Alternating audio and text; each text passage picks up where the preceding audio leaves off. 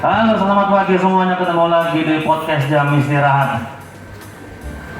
Kita akan ngobrol santai di sini bersama teman-teman dari pengurus OSIS. Temanya bebas mau ngobrol. Apa ini yang mau dibahas? Kita mau bahas tentang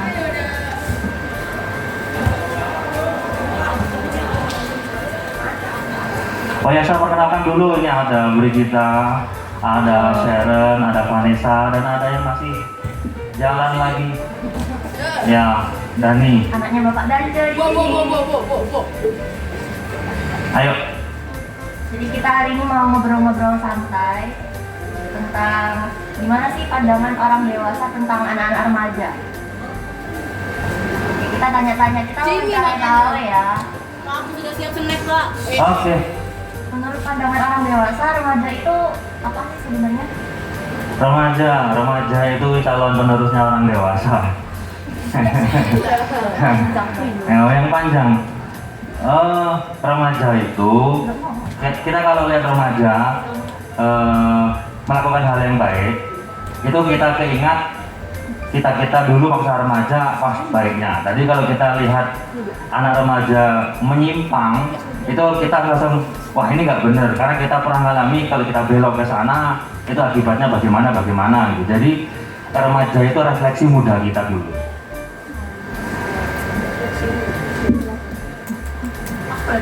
Ayo lanjut.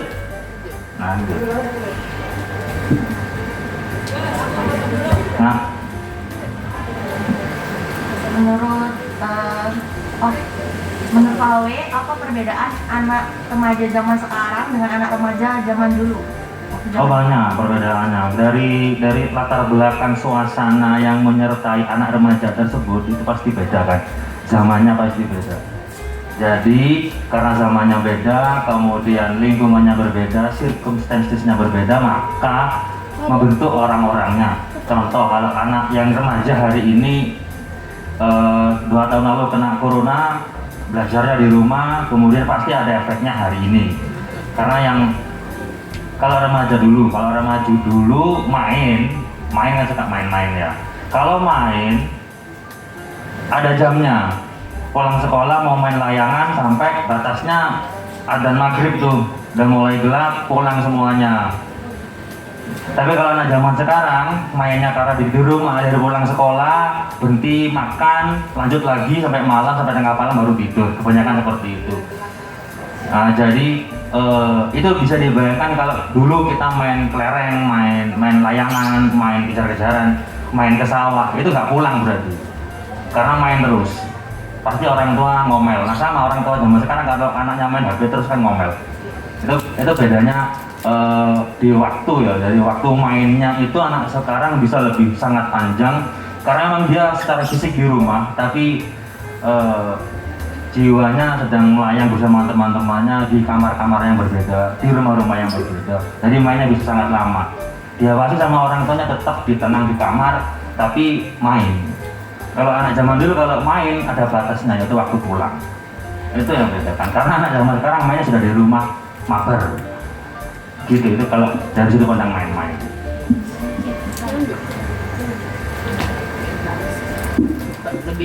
Menurut Pak Hawi lebih baik remaja zaman dulu, zamannya Pak Hawi atau remaja zaman sekarang?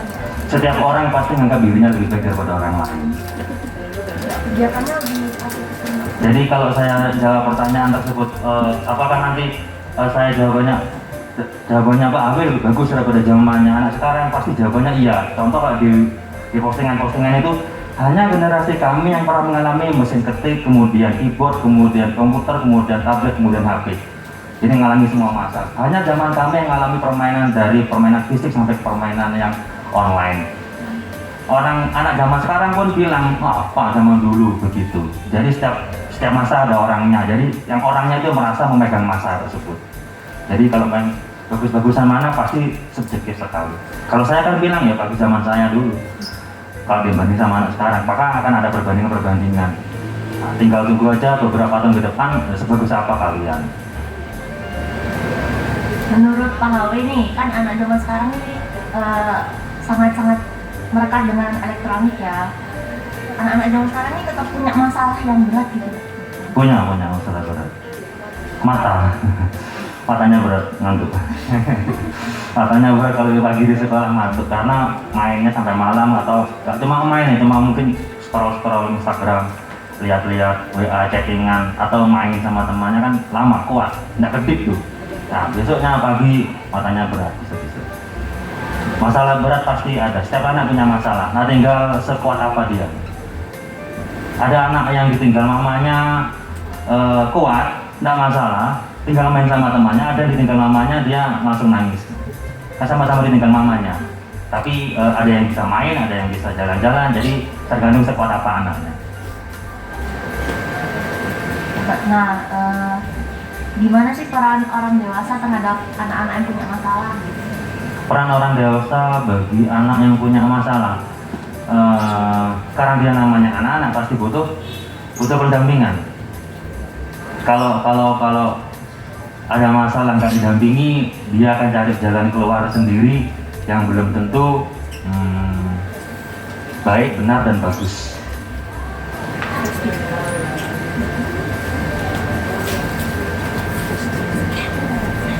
Pak, kan anak zaman sekarang kan kecanduan sama sosial media kan.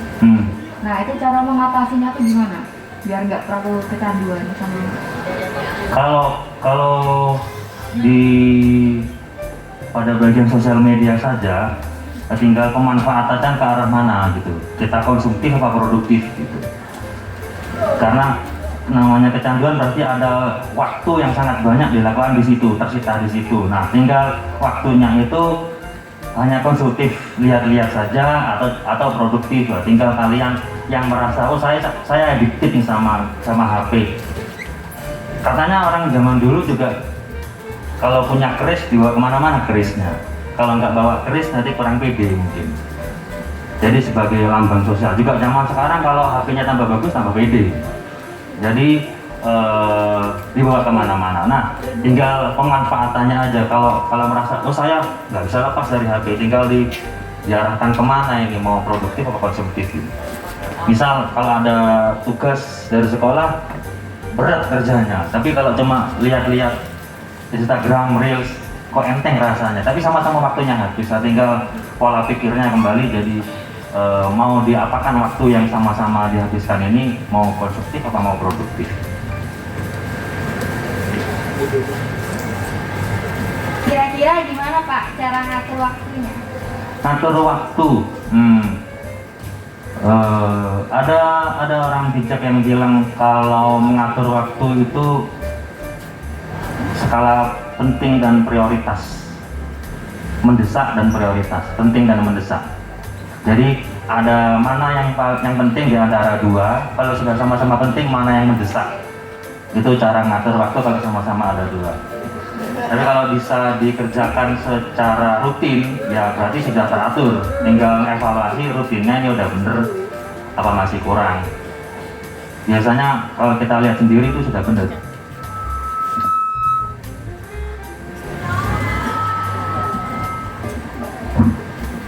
Dikecilkan sedikit Gimana Pak? Nah kan, volume. ini Pak biasanya kan Maju. pandangannya dan pendapatnya orang-orang dewasa yang lahirnya tahun 80, 70-an itu kan sangat-sangat berbeda dengan anak-anak yang lahirnya 2000-an Pak. Nah itu gimana caranya supaya mereka tuh bisa berkomunikasi dengan baik supaya tidak terjadi pertengkaran? Oh ya, karena usianya 40-an dan belasan, pasti ada gap generation ya, ada gapnya. Kalau saya pribadi, saya lebih cenderung untuk saya datangi mereka, saya datangi anak-anaknya, mencoba bergaul dengan gaya mereka. Kalau orang tua biasanya melihat bayi yang baru lahir itu kan mencoba berbicara pakai bahasa bayi. Kutuk. Padahal bayinya juga belum ngerti.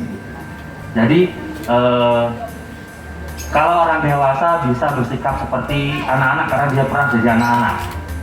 Kalau anak-anak mungkin untuk bersikap dewasa mesti butuh proses, butuh sesuatu untuk mempelajarinya. Jadi lebih lebih enak kalau orang tuanya, orang dewasanya yang bisa mengerti kondisi adik-adiknya, kondisi anak-anaknya, tapi anak kecilnya, anak remajanya menghargai yang dewasa. Kalau ada kayak gitunya pasti jalan biasa. Kalau mereka sama-sama keras kepala, Pak, sama-sama merasa dirinya sendiri paling benar. Kalau sama-sama keras, kemungkinannya clash kalau tidak ada yang mendengarkan. Kalau salah satu pihak mau mendengarkan, kemudian diajak bicara, kalau saya sih lebih suka menggunakan kalau ada sesuatu yang penting, nada bicara yang rendah. Nada bicara yang rendah. Jadi kalau misalnya sama-sama keras, sama-sama penting, kalau sudah saling berteriak, mending turunkan intonasinya, turunkan nadanya biar moodnya terjaga, ngomongnya lebih enak. Jadi nada bicaranya lebih penting. Kemudian baru bisa masuk ke egonya masing-masing. Anaknya Pak HW yang pertama kan kelas 5 ya. Kelas 6. Oh, kelas 6, maaf. Nah, itu pernah kayak ada pertikaian gitu nggak sama Pak HW?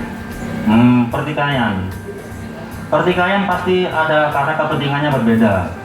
Contoh, dia suka nonton futsal karena dia tidak boleh bermain futsal, maka dia memilih untuk jadi kaponya supporter futsal gitu. Dan itu harus ada kompromi. Sama kan orang tua kalian kalau mau pingin kemana diantarkan gitu. Jadi kita masih antarkan anaknya ke lapangan futsal untuk nonton, jadi supporter, masih bisa toleransi. Tapi kalau contoh lainnya lagi konflik, kan anak-anak punya karakter masing-masing. Jadi kadang-kadang karakter yang dia punya tidak seperti yang apa kita punya, yang kita mau gitu. Jadi pasti ada, misalnya habis sekolah tasnya ditaruh di tempat yang tidak seharusnya, diletakkan di mana. Jadi kita bisa treasure tuh, sepatu di sini, kaos kaki di sini, sepatu di situ, kemudian jaket di situ, tas di situ. Nah, kayak kita mencari jejak. Itu kalau diingatkan ya sembuh nanti balik lagi, kan butuh proses. Untuk mendisiplin apa sih butuh prosesnya. Konkretnya seperti itu, bapak anak. Nah, kalau anaknya Pak HW ini pernah nggak kayak kecanduan? Kecanduan?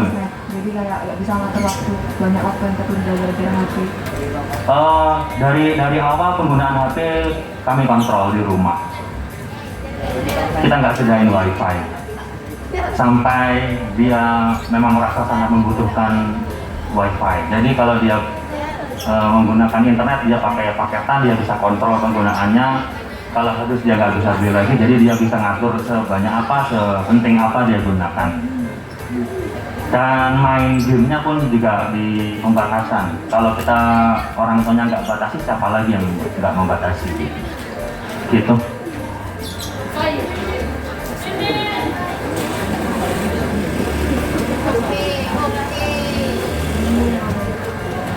Nyatanya dari yang dia omongkan barusan digali lagi.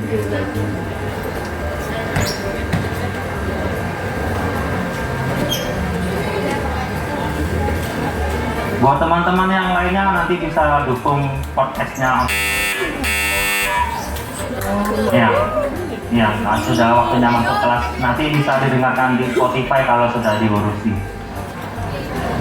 Masukannya ditunggu. Terima kasih, selamat pagi.